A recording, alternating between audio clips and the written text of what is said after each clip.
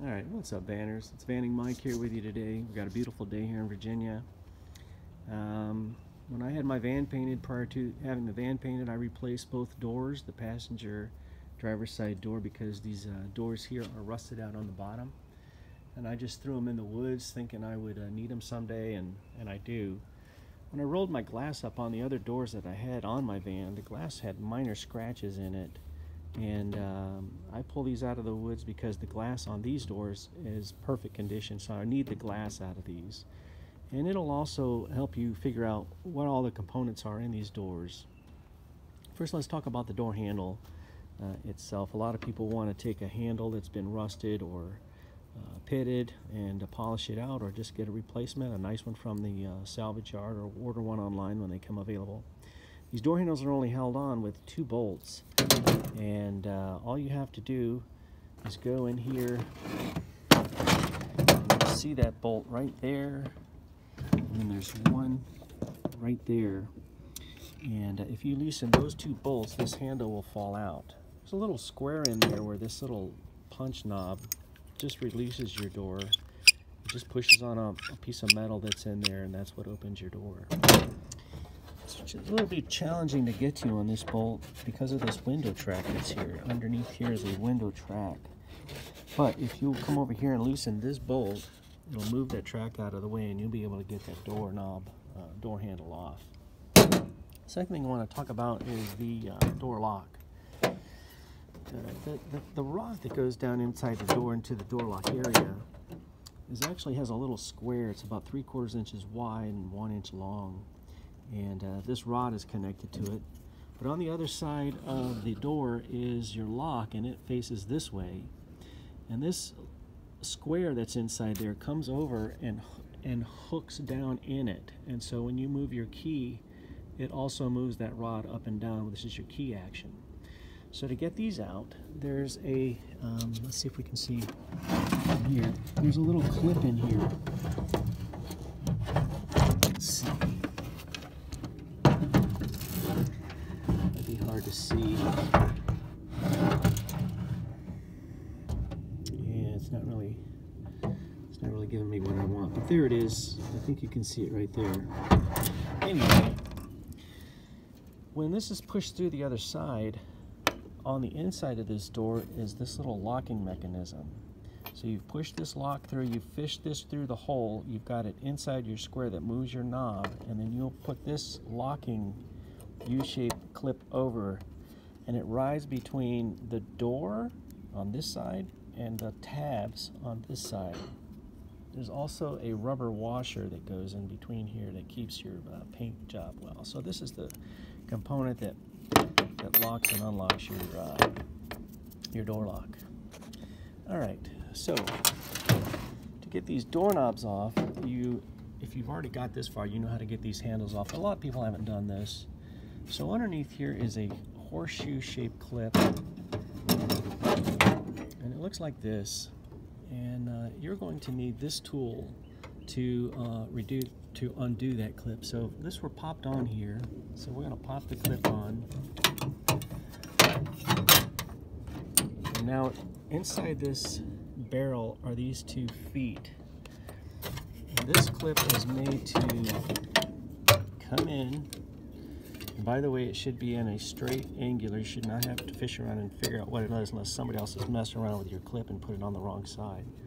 But as you do this, as you press your lever into that clip, it will slowly just push it out. And now there's no feet in the thing, in the barrel, and now this will move freely up and down on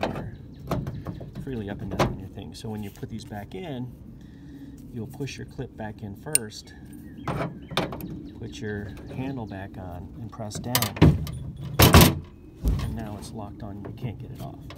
So that's what this clip is. You can get this at your auto parts store and just simply take it off. Now I've flung the clip over there somewhere. That's typical of what happens when you do this kind of work. Anyway, they sell these clips too at the auto parts store. And we got another one here too. Let's just grab this one off too. All right, off. Okay, So we covered the door handle, we covered the lock. Let's take a look at this window mechanism here, because this is what I'm really after here. So I've got the window mechanism here, and to get it off, let's take a look at it, how it works here. As you come down, there's a couple of things. We've got a window track here. This is a channel where these two Teflon grommets have slid into the track here and here. And then there's another one facing down, facing up. These two face down, and they have to be slid in from the side. And then there's another one here that faces up. And I'm going to take you over here and show you on the one I've taken apart. So when you take these 4 bolts out, first this would be underneath. This track, these 2 Teflon rollers here will go into the track. Now there's a recess in this track. Let's see if I can get that on the phone. Yep, you can get that on the phone. That you're allowed. You can put this in, and then it locks in, and then it won't come out. You can lock your track in. So I'm not going to show you how I did all of this right now. I just want you to be familiar with some of the parts to this. But this can go in here also at the back, and then it can slide in and lock in. Now, the one that's facing up is on a small track inside the door, and I cut this away so you could see it, and it slides in a track there too. So if you're working blindly and you're maneuvering this track inside your door, you've got to make sure that that fits on the top of that, and these two face down on the window track. Some of us have been replacing some rubber grommets on the windows, and this is an easy way to do that. Also the felts. I took the felts out, but these felts are just squeezed in with little clips. I think they make a little plastic tool for that, but we're not concerned about that today. Rubber felts can also be purchased and redone too, but let's take a look at this vent window here.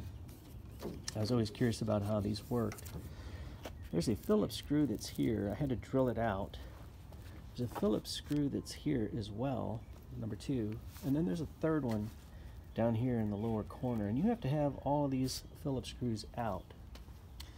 And then the spring-loaded post for the vent window is here, and then that's got to come out. But what happens here is there's also a bolt.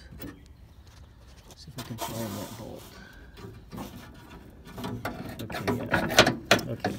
So at the end of this channel, I've kind of messed around with it. There's a bolt that goes in here too, and it is sitting. Let's see. Let's go back over to the other one.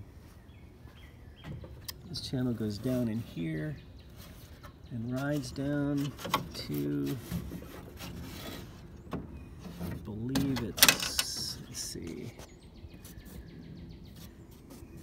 I believe it's going to be this one or this one. There's a as you follow this channel down, there's a bolt that goes in here. It may even be over here.